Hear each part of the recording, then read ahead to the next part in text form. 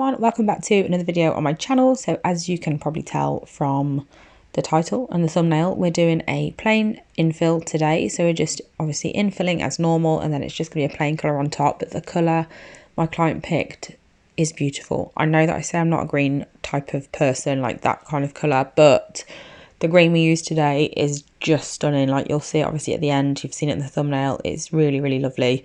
So I'm just using my penultimate bit from Willow Academy to remove the previous colour that she's got on, which is one of the glamour gels from Brill Bird on the ring finger and middle finger, and then the other three are pink champagne from Gel Perfection. They're just normal gel polishes. So I'm just removing those. I'm also taking the length down.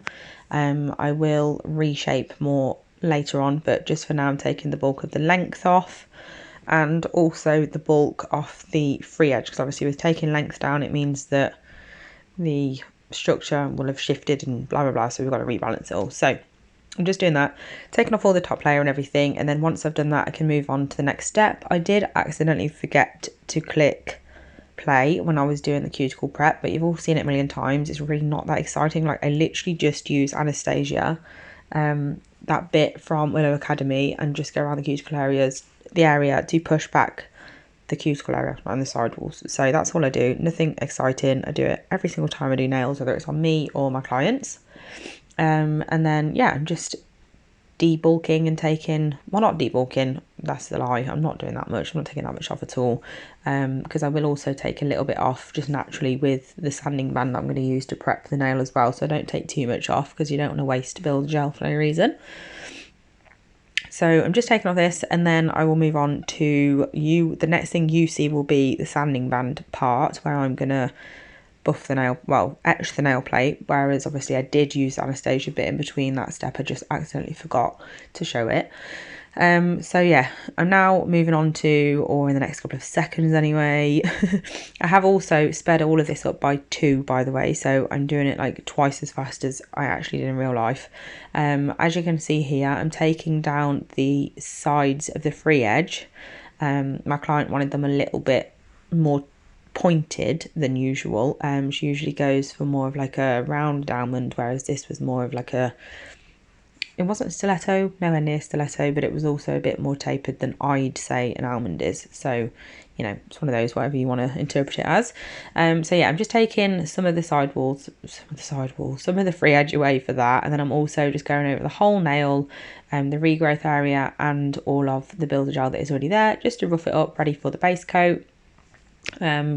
And then I will also file into shape, which I did do on camera, but what I didn't do on camera was cut the cuticle area, just because, to be honest with you, when I'm doing this with clients, like I still haven't really found like a comfortable place to put the camera, so it is a little bit in the way. Like it's a bit annoying. I have to have it quite high, and then zoom in so you can see me, but I'm not whacking it with my e-file and stuff. But then where I have it is like directly in front of my head, so it's not ideal. So it's just safer if I do the cuticle prep like off camera basically. So here you can see me just filing. I did actually, like when I'd filed this hand, I showed my client what they looked like and asked if that was okay. She did want them taken in a little bit more, so I did take them even more to a more of a point off camera real quick, just so you didn't see the whole process all over again. But I just went in and took those side areas in a bit more, that's all. And then we can get on with the next step, which is obviously base coat and build gel application. So I will join you back here for that.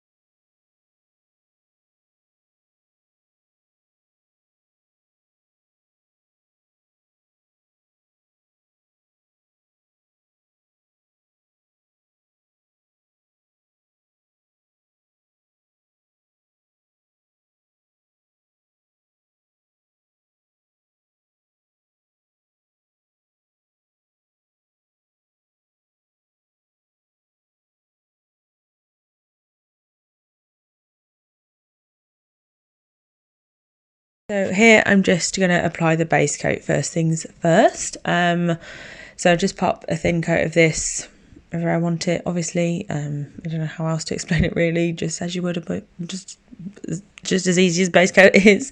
And then obviously if I do touch the skin, which I don't think I did in this set, but if I do, I just remove it as quickly as possible, and obviously definitely before it goes in the lamp.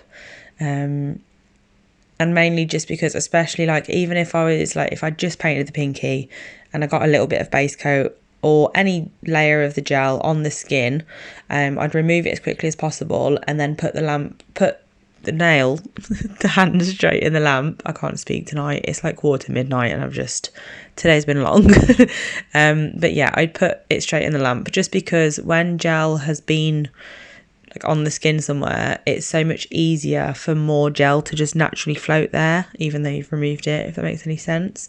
So I like to just get it straight in the lamp just to prevent that from happening. Here I am just applying Apricot Builder Gel from Gel Perfection. I always use these builder gels. They're absolutely brilliant. I love them. I stand by them 100%.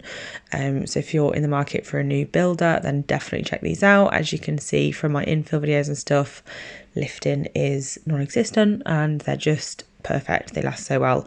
I've had clients come back after 7 and 8 weeks, not on purpose, just because like if they've missed an appointment for any reason and they can't get back in, obviously it's neither of our faults, but they just can't get in sooner, so they wait till the next appointment, and sometimes it's been 7 or 8 weeks between them and they're still perfect. They're just longer.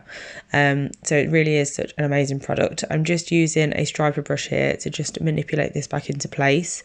Well, not back into place, but where I want it, basically, to make sure the structure's all right and everything's nice and smooth. Then it prevents me having to file it before I go in with colour.